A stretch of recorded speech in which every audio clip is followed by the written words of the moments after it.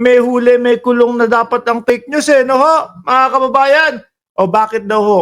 Pati yung pati yung mga proyekto ni Pangulong Bongbong Marcos, pine-fake news. Di ba? Ace kaliwanagan. Ito talagang mga DDS.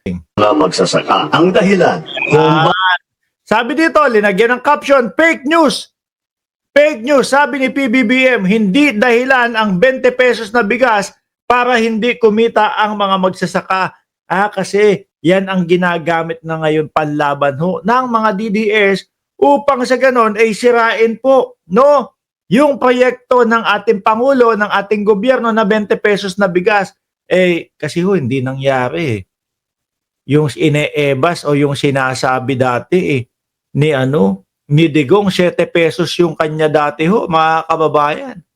Kaya po, ang ginagawa ng mga DDS, sinisiraan po yung 20 pesos na bigas. Kesyo daw po, binabarat yung ating mga magsasaka. Naku, hindi po ha.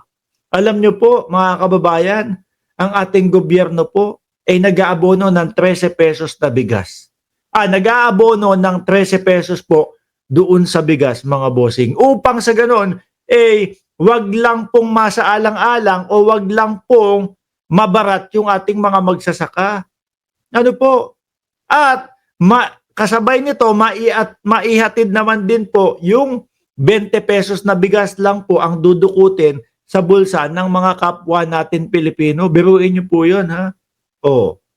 Tapos sasabihin pa ng mga DDS, naku, lugi ang gobyerno dyan sa ginagawa ni Bongbong Marcos. Kanino po ba nagpalugi? Doon sa magsasaka lang din po natin. Doon din po sa magsasaka natin, mga bossing, no? Upang hindi naman po masaalang-alang yung kanilang tubo. O sige, magbigay kami ng 13 pesos at 20 pesos yung mga kababayan natin.